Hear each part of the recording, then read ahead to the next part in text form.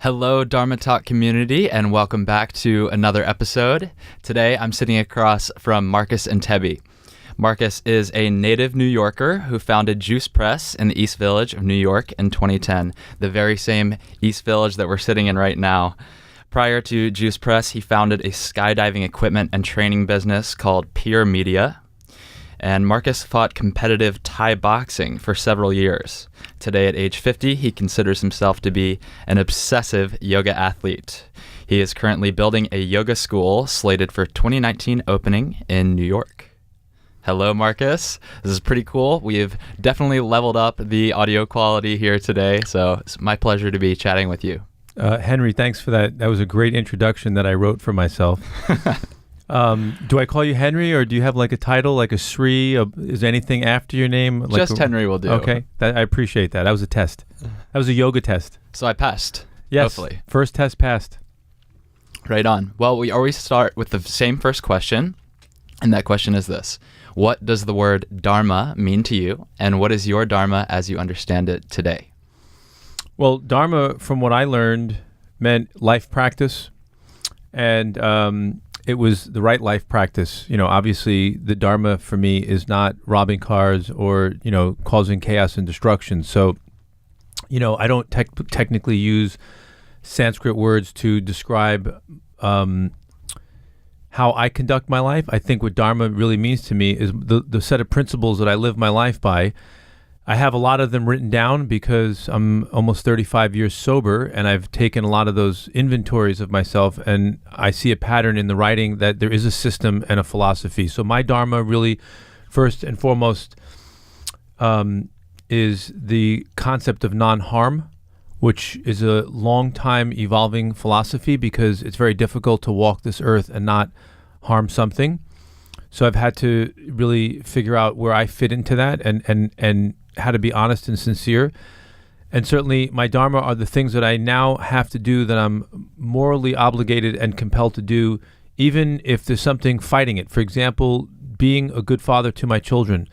I would say that my obligation to make sure that they're safe and that they're getting what they need from their father, that's my number one thing that I put right in front of me. And it's not the easiest thing because I'm selfish. And, I don't necessarily come from a good family background where I think I got everything I need. So I'm working against the grain to be a better father. So Dharma also includes my diet. In the last 12 months, I've become really hyper aware that the thoughts that I keep, the words that I speak, they play an enormous role in where my chemistry is at. So that's been added into my Dharma word, really being mindful about what I say. And I think as we make this discussion a little bit more broad, you'll see that the Dharma that I have is really not by coincidence the Dharma that you would see in the written teachings of the great philosophies of the Far East. Yeah. So let's go. Test me. See what I got. What kind of Dharma what kind of Dharma am I throwing out?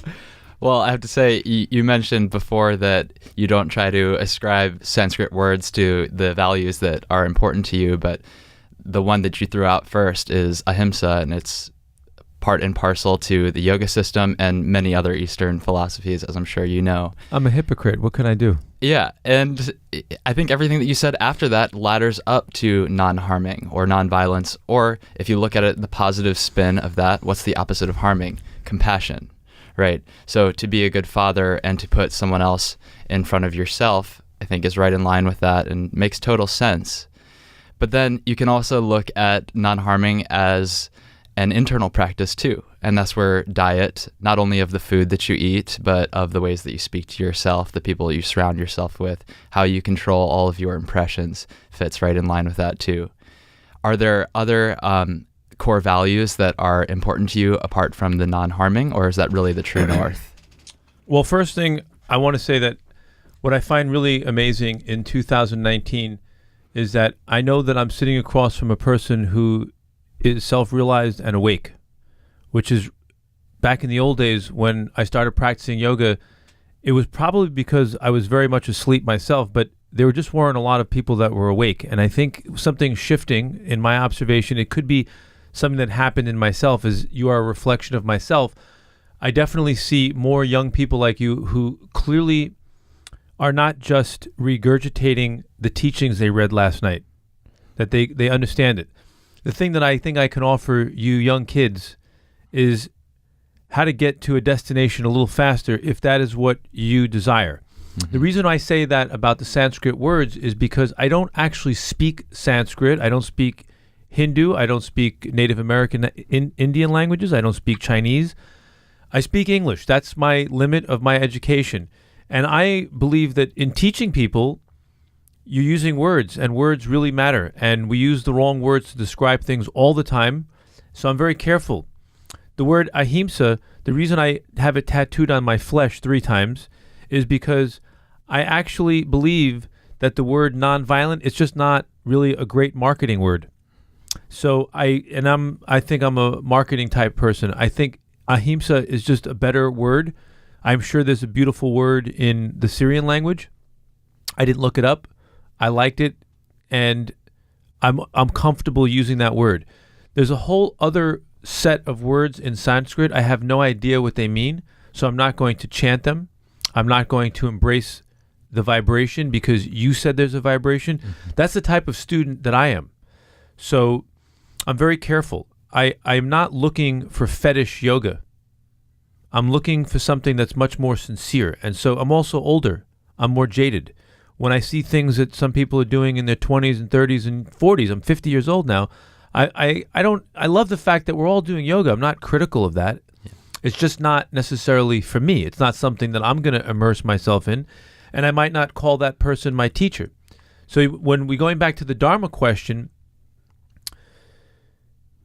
the Dharma here is to understand that as a human being, I actually have no choice. I have thoughts that arise in my mind.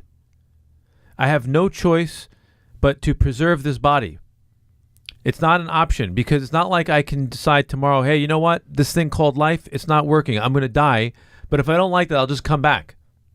I don't have that option. It's not like... Well, maybe you do. Who knows? Well, exactly.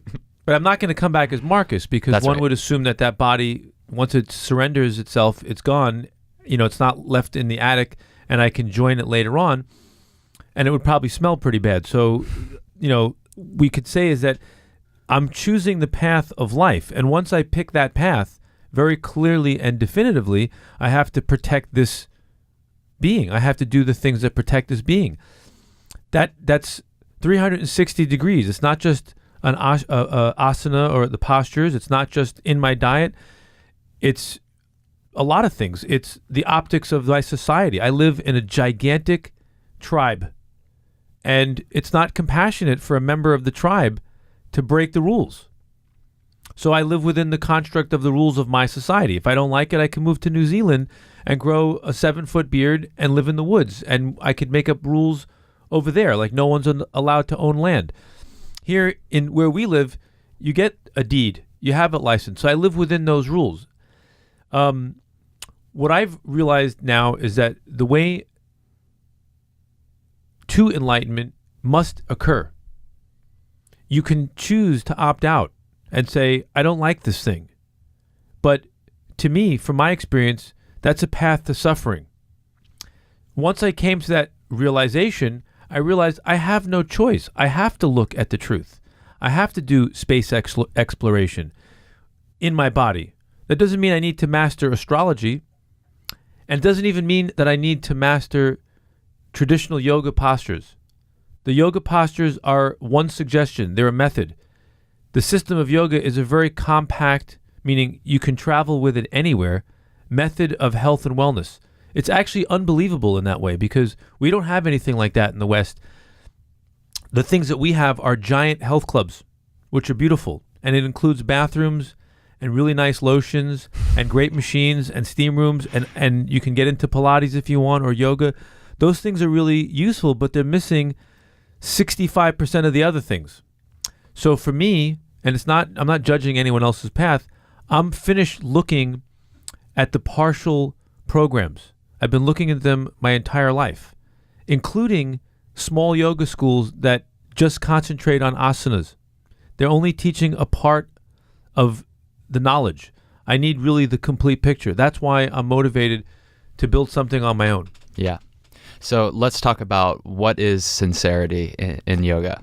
By the way, did I go off on a completely irrelevant tangent on what I was saying? Well, the original question was, what are the other values that are driving you in your life? Did I cover any of that? And I think it did. And Okay. it comes back to this idea of authenticity and sincerity in sharing yoga, if that is what you're going to do. And I just want to make it clear to myself that I defined yoga for myself. And I realized that yoga was really just one word that describes something that is available in many languages and many thoughts. Yoga, to me, is the practice towards self-realization, realizing the truth. Traditional yoga obviously includes many different limbs, but no one's yet really figured out a way to teach it in a complete system. The teachers are lacking. And just to be clear, I don't have a better system. I am not a yoga asana teacher. I read what you read. I understand it. You can test my knowledge on it, but there's a reason I don't consider myself a teacher. I don't have the patience to help someone through their problems. I'm still working on my own. And I love the yoga postures. I love what you teach, but I teach that too. I just can't teach the postures because I can't do them as good as you. So, what I realized really only in the last year of my life is that I'm running out of time. I'm going to only live 100 years, and I got less than 50 years to go, and I really don't want to waste time on nonsense anymore. So I am very critical of the path that I'm choosing in this stage of my life, and I'm extremely excited that in this stage of my life, the traditional yoga values and the system really resonates to me more than anything else.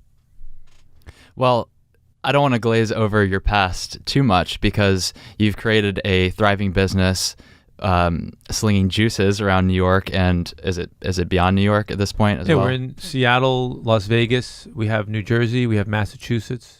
And so let's not knock the benefit of that in terms of compassion and these values that are important to you, changing the way that people treat their bodies, which, as you mentioned, is the one vehicle for self-expression and self-realization we get this go around. So do you really believe that the path that you're on does not serve your future outlook for what you're trying to do? I just think it was limited. I think that somebody with my type of insanity who, like, if I showed you my business plan, it's 500 pages long. Yeah. The efforts that I put out into this world to make something materialize they're crazy. I laugh at it. I look back at things that I've done. I feel like I had to push boulders up a hill to get things done. Part of that has to do with my general traditional education not being very high, so I have a lot of obstacles to overcome with that. And I just feel like when I look at Juice Press, I said, yeah, this is a beautiful offering. My intention was to help people. I wanted to drink juice myself. I wanted to surround myself around people that drink juice. And I just feel like just teaching asana, it wasn't enough teaching to help people through. There's a lot more to go. So now in the project that I'm working on, I think I'm getting a step closer to being a more thorough and complete teacher. And I must say, you have my guarantee in writing, I will not touch anyone in an inappropriate way. Well, that's a good promise to make. I'm sorry to say it. It's got to be said in today's world. Yeah, that I'm very sensitive to that because it's taken me a lifetime to recognize that, and I this is actually the first time I'm saying this in a public environment. I was sexually molested when I was 15 years old. I met and courted and seduced a 33-year-old woman. She fell in love with me, and we were lovers for 10 months. It took me my entire lifetime after that to actually figure out that that was sexual abuse. And the reason I'm doing that work now is because it's the work that someone very close to me needs to do for her life, because her trauma is far worse than mine, because she was victimized as a young person. And because of my love for this person and my sincere desire to help her, what I realize is I can't help her if I don't do the work on myself. So to me, what all of this is, if I'm assuming that a lot of your audience are yoga teachers, a lot of the idea of being a great yoga teacher really centers around what work you've done on yourself. And that's not really spoken about enough in the circles that I traveled in for many years. And I know a lot of yoga teachers. That sounded very Donald Trumpian. Wow, he's influenced the way I talk now. Jesus, what's going on here? Well, I might as well go with it. We're going to build a great yoga wall, and it's going to be magnificent, and it's going to be beautiful. Okay. Seriously, what I feel is that as I get older and heal more aspects of my psyche and my mind, I now feel more comfortable taking a stance and really now going toe-to-toe. Sit me in front of anyone that's called a guru, and I'll enjoy a intellectual battle. We'll call it whatever you want, for the purpose of getting to the truth, which is in our business. The truth is, how do we help more people? How do we liberate more people, let them do the work, obviously, for the purpose of saving humanity? If you want to clean up the oceans, Henry, you can't buy bigger machines, because while you're cleaning up the Atlantic, there'll be psychopaths dumping more shit back in the Pacific. That's not the solution. The solution is we have to bring humanity back to a state of where we were when we were children. However, unlike children, we have to have the education, because children can't do many things beyond what they do as children. They're not really masters of the destiny, so to speak.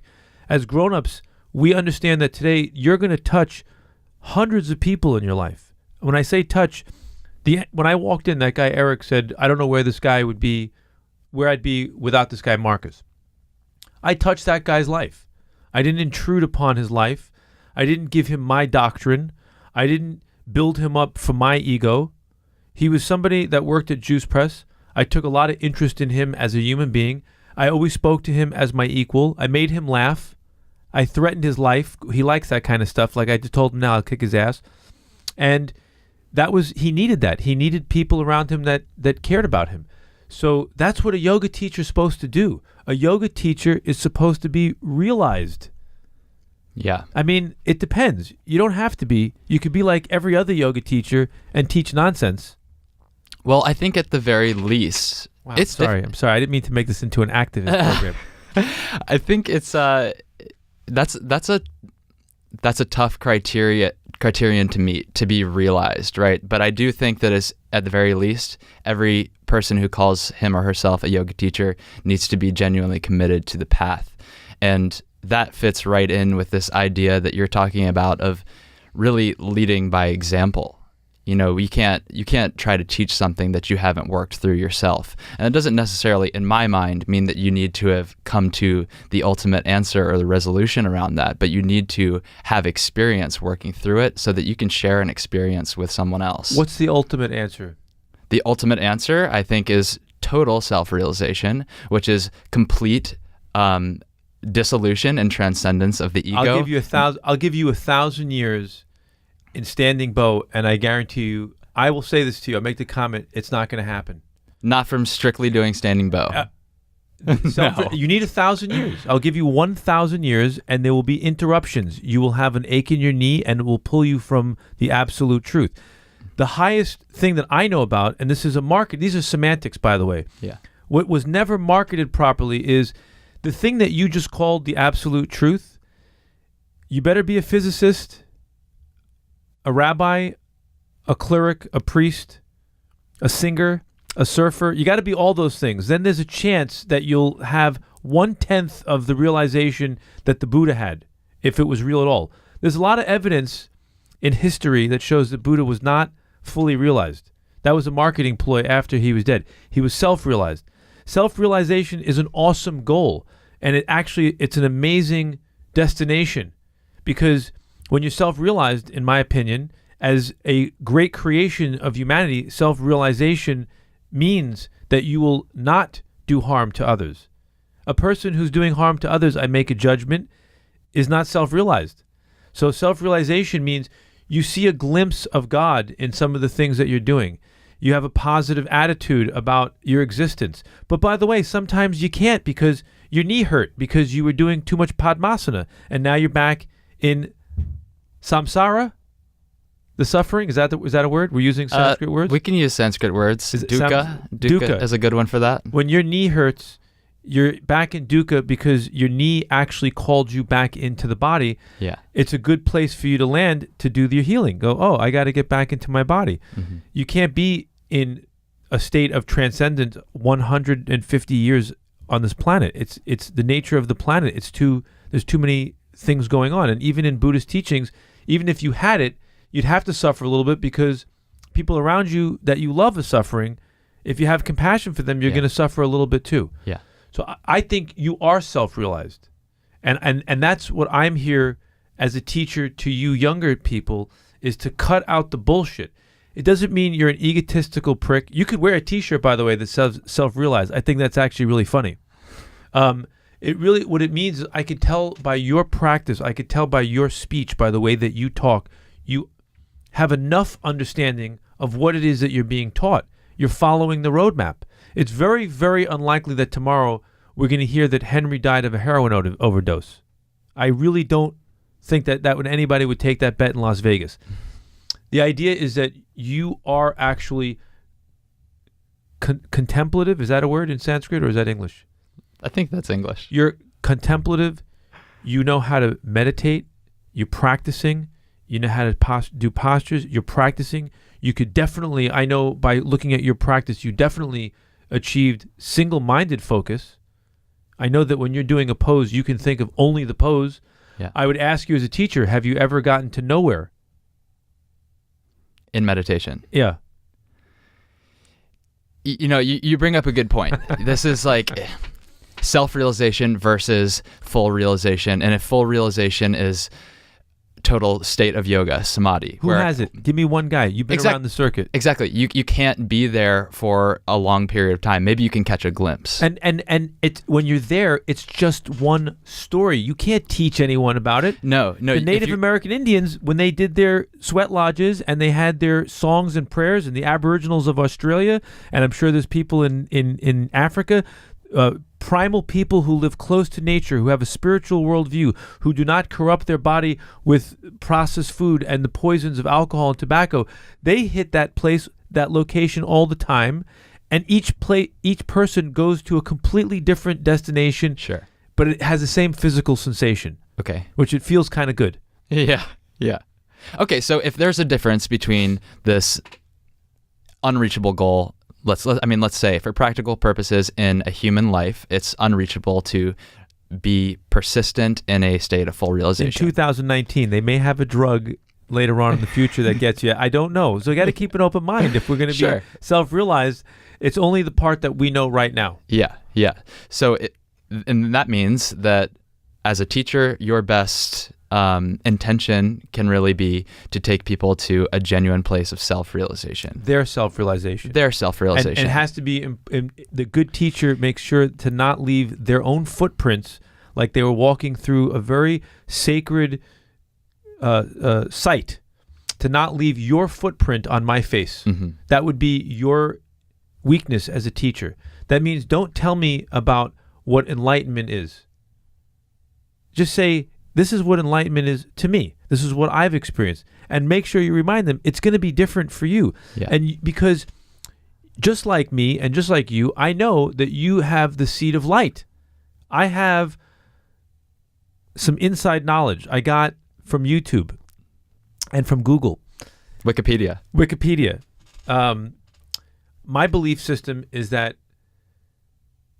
and I'm very limited because God knows I'm not that smart.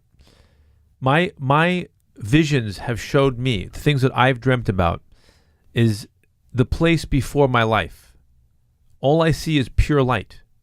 And I believe in that pure light, it's because it possesses everything that it's pure white. It's pure light. It's everything. It's all knowledge. The divine creator, for lack of a better word, I don't even like that term anymore. It's very 2016. I'm looking for a new set of words. It's out of fashion. Can't say God, can't say divine, can't say the universe. It's all cheesy to me. But we'll say, just for the purpose of a small... I like source. Okay. 2019 all word. Thank you. You got it. Okay. Credit me twice and then it's yours. Yes, the source. Thank you. So the source, it sounds a little bit like, it could be like a bad guy movie, and it's like, the dark side or the force. Yeah, but you like that edge. Okay, so we'll call it the source. The source, to me, is implanted in all conscious beings. It's actually the seed which generates life. Yeah. And it can't really be put into words. Now, once it's here and you're born on this planet, it doesn't mean that you're given a pass. The things that happen to you as a child, the things that you do that start to form your consciousness, they could really bury that light. And we know that. We have evidence all around us of really terrible and cruel people that not only is their light buried, they snuff out the light of others. Plenty of those kind of people. There's a way to develop closer contact to the source of light. It's so powerful that even the attempt at getting closer makes a person do better. They don't even have to see what's inside. Their intention to get closer, it's almost like a placebo, that they're working towards it. That's one of the beauties of showing up to a yoga class and I judge versus showing up to a health club. A health club seems like you're just showing up for health, physical health. I got to lift some weights. My biceps need to look better. I want those six-pack abs. Different intention. When you show up, although some people might show up to a yoga studio for the same reasons. Yes. But the idea behind a yoga studio was the places that really get into the fetish, the chanting or mantras or, breathing exercises and the meditation, or maybe the teacher is spouting out some spiritual thoughts of the day. The intention for a person is to, I hear it often, is they do it for a peace of mind, which means to me they're getting closer to light.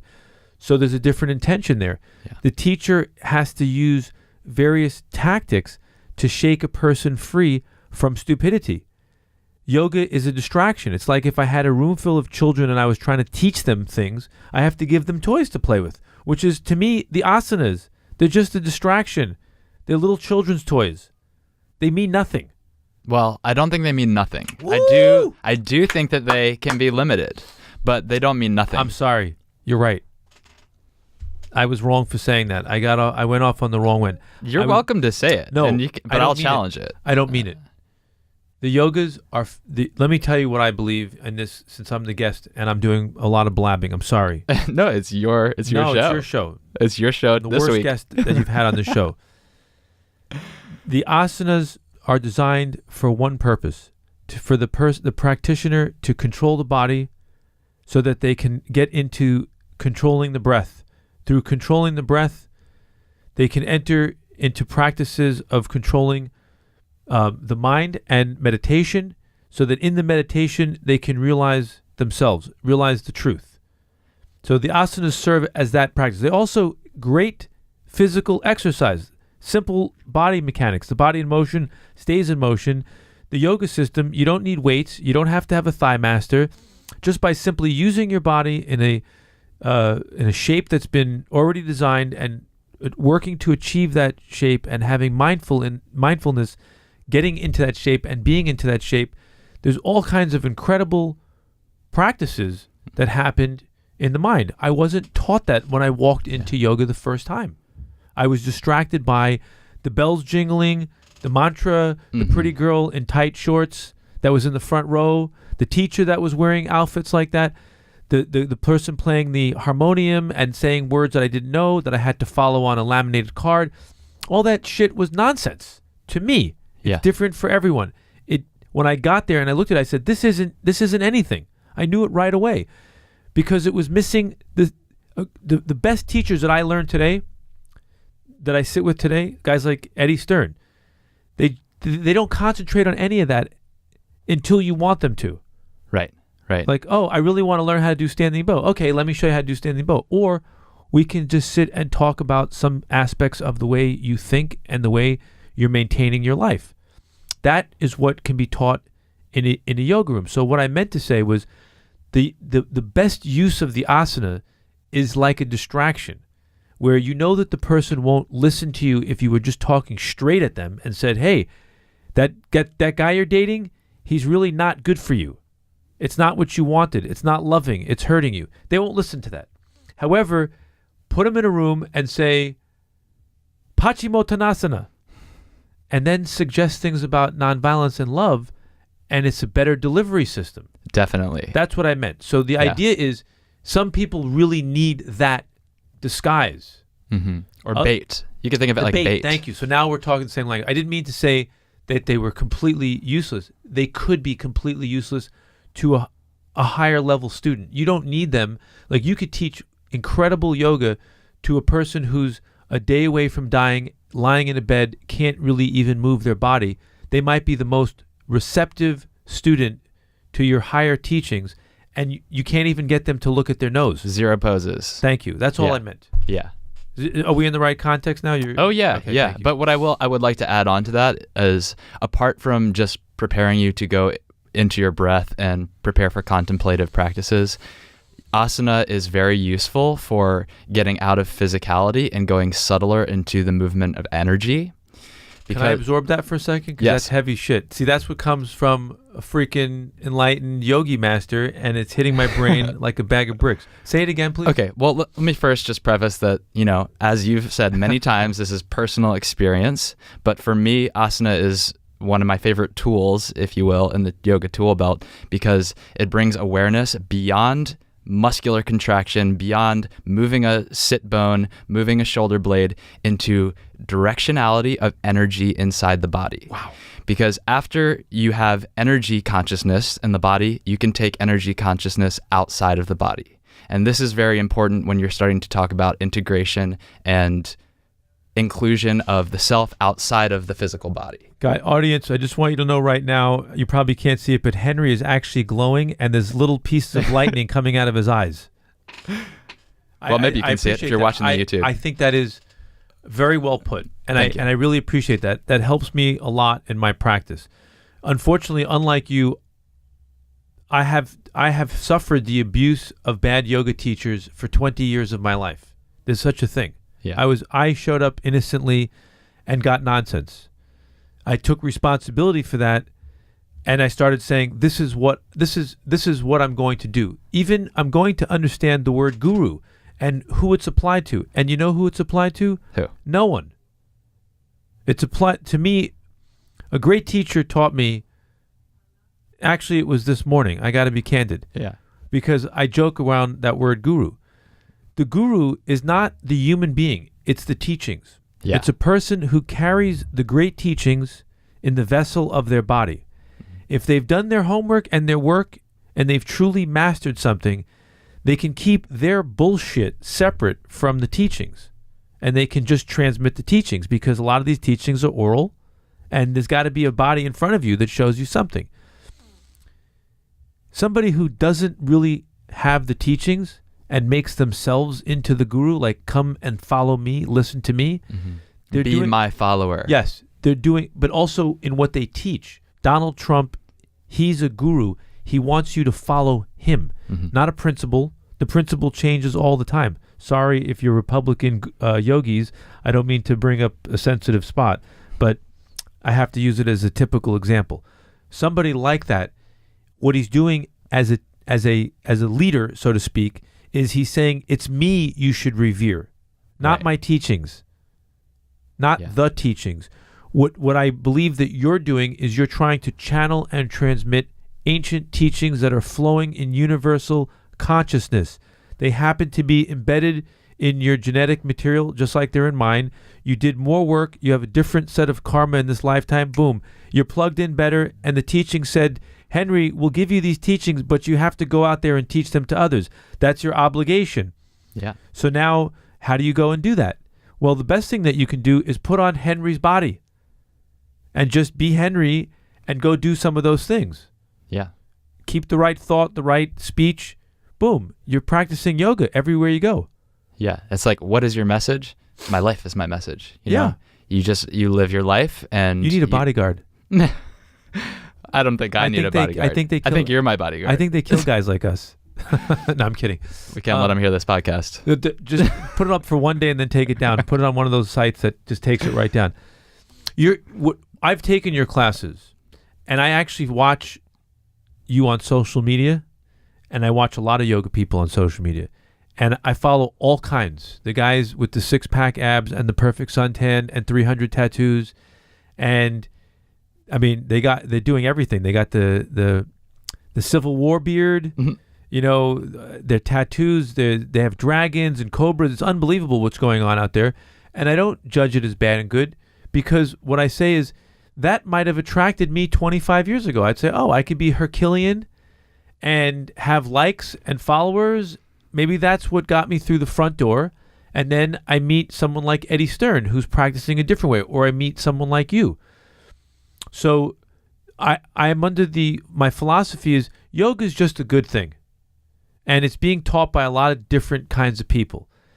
What I want today is I want to make sure now that I just don't waste any more time doing silly stuff. There's very few 20-year-olds that are going to be my yoga teacher, unless I'm just going to them. Let's say I suddenly started caring. Have you ever seen me practice yoga, by the way? Yes. I'm okay, right? Yeah. For an old guy? Yeah. Like when I do traditional hot yoga, that's when I get more involved in like the competitive aspect of it. For God's sakes, you're staring in the mirror, you're dripping sweat all over the place, there's people falling all over the place. I want to be good at standing head to knee. Yeah, I'm not falling out. Right, I'm not falling out. So I like that kind of yoga. A lot of, like 3 days a week. Because there's parts of me that thrive on competition with myself. Or sometimes I'm down and I'm out. And the only thing that gets me to yoga is the competitive part. Different stages of my mind. To me, what I'm attracted to now is much different. I look at a yoga person and I say, wow, it's really unusual that a great yoga person practices and photographs themselves for social media, not revealing their body. That is very rare. Not doing a hard pose. Remembering that there's people that want to follow them that don't want to always look and be envious or covet or say, gosh, I wish I could do that pose. So to me, it's just a trend right now that the bigger your six pack, the more followers you get. Or God forbid, if you tell your followers that you show them a picture of you kissing your boyfriend, not you or me because we're both married, but if you show a picture of a man kissing, the yoga teacher male kissing his male boyfriend, you might lose 6,000 followers. It's right. So to me, if I had your yoga skills, I would take pictures of myself doing Tadasana and say, what do you think of that? You'd probably have 33 likes. What do you think? Well, why not? You got to play tricks with people's minds. So I'm sorry, we're not talking about your show. I'm talking about my show. Forgive me. Once again, teacher, I went astray. Let's go back to... Well, okay, let's talk about what you're going to do, what your plan is for the new yoga school. Like, how are you going to do something that's different, that really brings it home and drives the point of what matters to get to self-realization? Well, the first thing we're going to do is we're committed to not opening it until another trillion years. Okay. Because we don't think people are ready. You need to wait till the next yuga. Yes. Okay. Or we're actually waiting for what physicists will call the black hole zone. Oh, what's that? It's just the entire universe will be nothing but black holes. Sounds like paradise. Yes. Well, you really can't place any judgments because you won't be there. Yeah. But the yoga school will be there. The yoga school. So the yoga school is really, it's an extension for me of something that I wanted to do with Juice Press. I wanted to capture the same person that would buy juice. I wanted to capture their physical fitness. Also, I was frustrated myself with where I want to practice yoga and the options that I want for me for the different types of moods, different seasons. I like seasonal yoga. That's my own term. I'm making it up right now. I don't want to practice the same thing every day for the rest of my life. I'll be bored. So I said, okay, I understand retail. And I saw all the problems in yoga retail in New York. So I started writing about it. And I said, yeah, I think I'm going to do this. I'm going to actually open a yoga school. So I've been working on a business plan for about 18 months. And the business plan, reason why it's so dense is because it really is actually like an instruction book for me of what my philosophy is. And I wanted to make sure that I wasn't crazy and had some credibility. So I let a lot of very good yoga people that I respect look at it. And then before I met Eddie Stern, I said, he's somebody that I would love to do a school with because I love the fact that he has a simple name. It's Eddie Stern. It's not Sri Baba Eddie Stern or Eddie Stern Guru Swat Sticky, whatever. So I was very impressed by that. And when he teaches Ashtanga Yoga, it's much more, when I took his classes, the class felt much more compelling to me, and I could focus, and there was no distraction. The teacher didn't distract me. So I was very interested in that. And then when I was writing my business plan, I actually put his name as a person I would love to do this with. So one day, about 8 months ago, I was looking for a place to work on my business plan. I usually go to a coffee shop or something like that. I stopped in a retail camping store in the middle of nowhere. I was just killing some time. It's freezing out. The door opens up. It's Eddie Stern. Completely random. I attacked him like a super stalker. I said, "How you doing, Eddie?" I shook his hand. "My name is Marcus. I have a company called Juice Press. I'm working on my yoga business plan." And he looked at me. He says, "Oh, that's interesting. I'm very interested. You have time for a cup of coffee now?" And I said, "Yes." So a great relationship was formed. The first thing that I really liked about Eddie was he has exactly my sense of humor. Had you already practiced with him at this point? I practiced with him 2 times, and he didn't recognize me. Yeah. He just knew the company I had, and the timing was right. And, he's like an open-minded kind of guy. He kind of went with the flow. We went to Saturdays on Crosby Street, which was cool. And we sat down and we had espresso. And I just revealed to him what I saw in yoga, and he liked everything that I said. He confided with me that he was closing his yoga school. It was really good timing. So we just took it step by step, and we're in a very deeply committed relationship with each other right now. And it's really great to have him as my partner in this project because, first of all, it's just much funnier. The stuff that I'm writing, the stuff that he validates, I find everything really funny, and I find yoga jokes really funny. So you say to me, "When are you starting your yoga school?" I say, "Well, it's got to start in 1 trillion years. Where is it going to be? We're not allowed to tell people." That's, to me, the funny part of yoga is that everyone that studies with us, they're really enlightened, and unfortunately, we can't have an address, therefore, and we don't know when like I said to you, we're not telling you the time the class starts. We only tell you the time it's over. Yeah, it puts up an immediate kind of filter. You only get the best students coming through, That's the it. ones with perfect psychic development. Everything.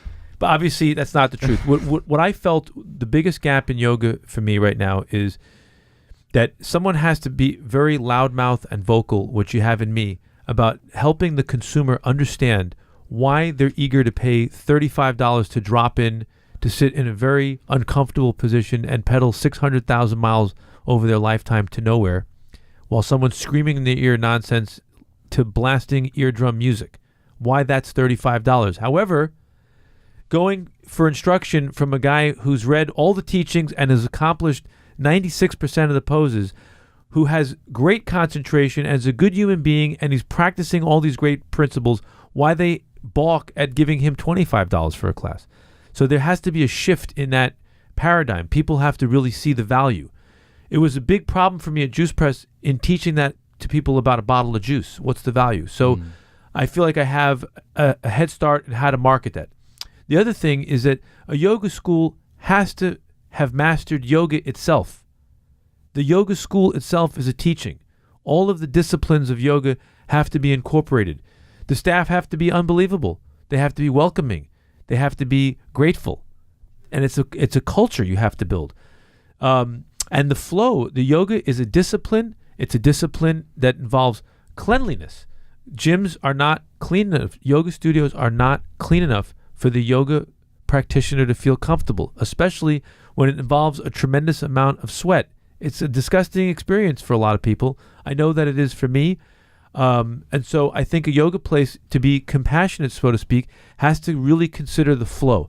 So with that in mind, I said to myself, I am custom built for building a yoga studio. As long as I'm not the yoga teacher, you are, and so is Eddie Stern. I'm just really the operator, and I'm putting out my ideas about what yoga schools should be like.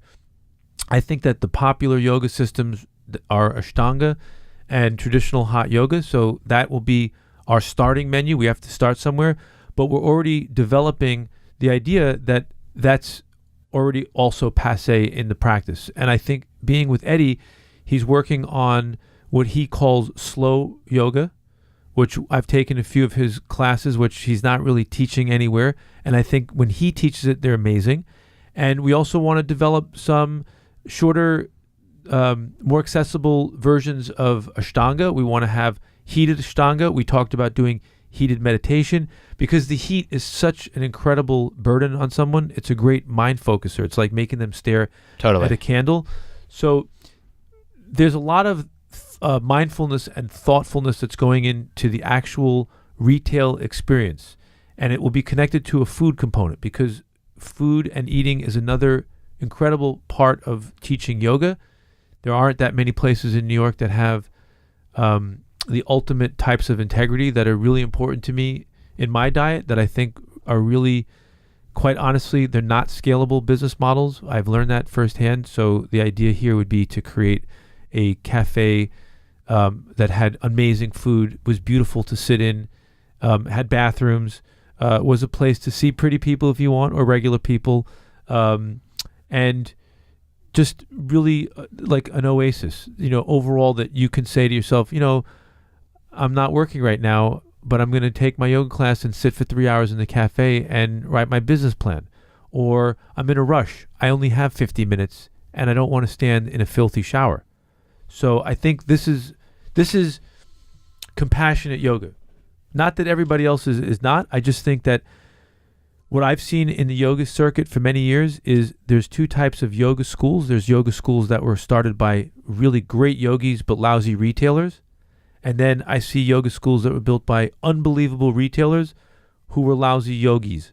Mm-hmm. So I'm trying to bring the two things together, assuming that anyone thinks that I'm a good retailer and that they would think that Eddie was a good yogi. So I'm hoping that there's a credibility in that marriage. Yeah, this is good. This is a good point that you bring up, and you think about like the yogi who has eschewed all of capitalism and modern culture, but ultimately when you do that, it comes back to the point you made at the very beginning of this conversation. You have to play within the rules of the context that you live in. Amen. And if you are not willing to play that game, if you want to call it a game, then you're not going to be able to reach people with these messages that you think are so important. Unless you have a lot of money, or you marry Angelina Jolie, or you have some kind of disruptor. There are exceptions to the rules. I don't have any of those exceptions. I need to follow those rules, and I think that for what I'm looking to do in a yoga school, I need 1,000 members for the whole year. It's not the whole population. It's not like I'm trying to go mainstream and sell Kit Kat bars to 35 million people. It's a small segment of the population, and I'm in a very densely populated arena. Yeah. And what I'm really looking to do is give you, because you'll probably own your own school one day, I want to give you something that inspires you. For example, if you could say the truth, by the way, because it's your show. If you were going to open a juice bar that had juice press type stuff, wouldn't you look at my place and say, this is the model I'd be copying? Of course. Okay, so it's really what I want to do the same thing. What I'm driven to do for whatever reason is I'm driven to do the same thing in the yoga environment, which is to give the future yoga school teachers, say that's the model that we should follow. Case study, successful model. A successful model that's not missing things. Like no compromise. We're doing it the right way. Yeah. Down to being conscientious of plastic bottles, down to being compassionate to the staff. We should be the highest paying school to our teachers, because everyone knows that yoga teachers spend a lot of time learning very critical health science. They get you don't get enough money to be the groundskeeper at a doctor's house. Yeah. That didn't make any sense. You got my point. Yeah. The groundskeeper at a doctor's home gets paid more money than the average yoga teacher. The audience is skewed. It's not the yoga teacher's fault. To a degree, the yoga teacher said in the old days, it's better off that I look like a beggar. And then we went to the extreme. There's yoga teachers that have large followings. They have to live like billionaires. There's something in between. What I want to see is I want to see my yoga teacher in a successful romantic relationship, not a celibate, someone who keeps a very clean diet, someone who's mastered things in their diet that I'm still looking to do, someone who can do a lot of the poses or used to do them and has lots of pictures on the wall of them doing them, and someone who I know really is nice. If they have children, they try really hard. They're a good father. That's what is interesting to me.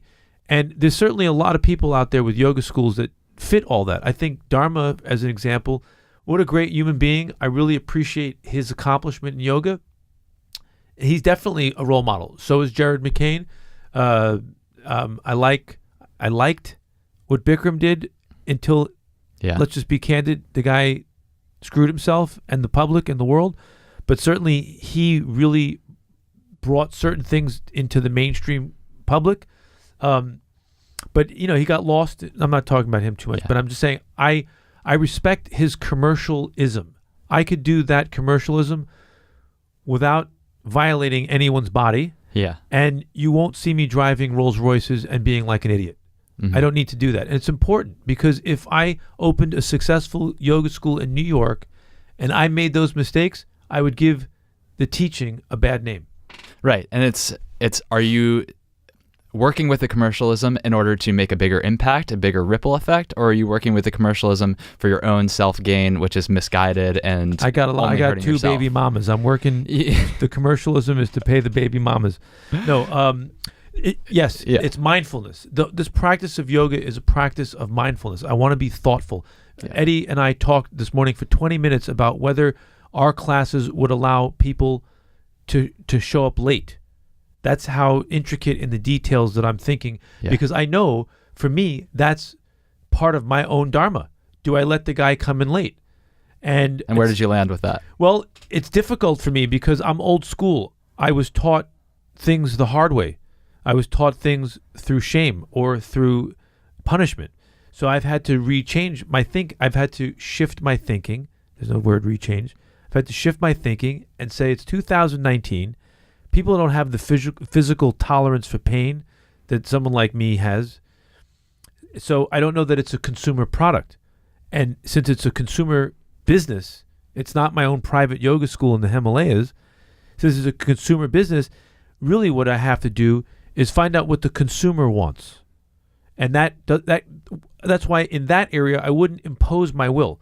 I would actually start a school, and in the beginning of the school, I would poll all the people that study. If you came to my place once a week, I'd ask you, I'd say, would you hate this product if 3 p.m. was the class time and you showed up at 3:01 and I said you can't come in, or would you respect that? I need to hear what my students have to say. Mm-hmm. And then I think for this particular matter, I would build the school around what my client wants, not around my higher thinking. Yeah. Well, then you have to ask, the next question is, does the client want it now or do they want it later, right? Because they want to have self-discipline, presumably, if they're coming into a yoga class, but maybe they don't want to be turned away at the door. And those two things need to be reconciled. So it is. Do you show up late to things? I arrive late. So then if to be sincere, you have to let people arrive late. Until you master, until your new t-shirt says, fair enough, Guru of Point Timeliness. Taken. Once you have that, it goes back to self-healing, right? What can I possibly teach anyone about relationships if I'm not in one and I haven't had one? It's very limited. I can tell them what I read in a book. Yeah. Right? It's virtual. It's a virtual pilot versus flying an airplane. In the case of my school, I show up late sometimes. So what I would do is, if the guy shows up late, I might just give them a stern look. Start with that. Yeah. If they show up late a second time and someone is upset, I might say, look, you're making Emily really upset by showing up late. Is this something that you're not able to do? Do we need to fix it? And then I would try to help them with that issue. How do you scale that policy? You can't. That's why 6 of these schools don't necessarily work. Yeah. The message and the Dharma get diluted because then you have to have a master of time everywhere, helping everyone with every problem they have. So, well, even at the micro level, the scaling happens because you start to think less about what the individual ex-consumer wants and more about what the community at large wants. Or the wallet. Because when you scale things, you need to make more money because there's more things to pay for. Yeah, and that's true too. Scale. In a business, scale is about time and money. Meaning, let's say I open the school with 6 schools throughout New York. There's only a limited amount of time that Eddie and I can go around and teach every teacher that we need how to talk to a late comer properly. Let alone all the things that they need to teach in the class and everything else. One would say that this is definitely a delicate product, a delicate issue. It's not every issue is delicate. For example, I wouldn't let the school students dictate to me that they want chicken sandwiches. I'm a vegan. Mm-hmm. I feel very strongly. I don't want to profit from the sale of the flesh of an animal. Yeah. I'd rather not have the school. If everybody wants it and they don't want to buy anything from me, I'm out of business. Yeah. In that regard, I'm the dictator. It's my dollar. It's my business. Yeah. There's many other matters that it's really done by the community rules. Mm-hmm. What does the community want? Yeah. And you know that because at Jared's school, I hear all the time people are always complaining about the time of a class and why don't you have a 10 o'clock? You need a 3 o'clock. You need a 4 o'clock. Where's the 8 o'clock? Why isn't it? You have to listen to the students. Yeah. On timing. If everyone's saying the 12 noon is in the middle of the day, it's floating in space, I can't start my day, etc., why don't we have a 10 o'clock? And there's no good answer, by the way. It's just, because that's the way we always did it. Maybe listen to maybe, unless it was like a spiritual thing. No, the class in the Sanskrit word must be at noon. Or some sort of hard line in the sand that Jared or whoever has drawn on some value. Yeah, but I doubt that about 12 o'clock noon class. Teresa in front of me has asked Jared McCain no less than, Teresa's my wife, by the way. She's asked him no less than 300 times why the 12 noon class has to be 12 noon. And his answers don't really fit any scientific logic. It's done at his largesse. It's his school. He likes to get up at a certain time, contemplate, think. He likes the hour of 12 noon. If as long as he's doing business, he has his prerogative. It's his prerogative. Yeah. If nobody was showing up, then you have to change what you're doing. So that's why a lot of thought has to go into retail yoga, where it's different than any other place, because the school itself, your lessons in the school, they impact the person's mind and how they think about their yoga practice and how they think about themselves. Yeah. So if your yoga school teacher is a chain smoker standing outside cursing on his phone about a business deal that fell through, it's going to be a very different yoga school than the type of yoga schools that we would open. Yeah. Not to judge that one. That place has its place in the world too. Mm-hmm. Angry yoga, they call it. Angry yoga. Right next to goat yoga and beer yoga. Goat yoga and beer yoga, yes. All right. With that being said, I think now is there anything that you want to leave our audience with? Any kind of call to action or ways that they can learn more about what you're doing? You know, I would just say that I'm working on a technique to fold into your own belly button and vanish, and it's going to be an asana practice. I'm working on it. I need a couple more weeks. I have to get past standing tongue to elbow, which is a word. Could you do that, by the way? Tongue to elbow? Yes. I gotta work on that one. Has anybody Eddie brings it up to me all the time. He always says tongue to elbow, and then he gestures at it, and it's just really the funniest thing in the world. I do think that's actually not possible to achieve. The tip of the tongue on the tip of the elbow. That's the criteria. I'll have to work on that off camera. Get back to you. By the way, hilarious if you put that on social media. I'd like to see people's reactions. No, I don't take all of it seriously. I'm pretty lighthearted about it. Life, that is. And this is a great time in my life. I'm really honored that I'm on your show. I think the world of you and your practice. And thank you. Thanks for letting me blab. My pleasure. But before we sign off, we got to do the prana round. This is the final section of the interview. What is this now? Oh my God. I'm going to ask you 6 rapid fire questions and ask you to answer in minimum 1 word, maximum 1 sentence. Oh, wow. Okay. In 1 word for the first question, why do you practice yoga? Health. What is your favorite yoga pose and why? Paschimottanasana. Because I can do it as well as you. Nice. Give me 1 favorite piece of advice or cue that you've received from a yoga teacher. Breathe. Recommend 1 book, either modern or ancient, for our listeners. It's a book that you can find on Amazon, and it's like a Bible for me, and it's a very long time to read because it's so dense. It should be 6 times thicker than what it is. It's called Awakening into the Dreamtime. It's a book about Aboriginals written by an author named Robert Lawlor, Lawlor. I've been reading it since 1993. I have several copies. I always give them out to people that I think would be into it. It talks about everything. Cool. So I think it's really intense, Haven't gotten that recommendation yet, so nice. I have an extra copy. I'll give it to Teresa. She'll bring it to the school. Okay. It's a gift from me to you. Thank you. It cost me $3.95 online. All right. Is yoga for everyone? Whether they like it or not. All right, last question. How can our audience get in touch with you, and how can we support you in your Dharma? Make your checks payable to Marcus Antebi. It's Antebi. And what are we saying? I'm asking for anything. It could be $15. It could be $1,500. It doesn't matter. I'll take it all. Perfect. Perfect call to action.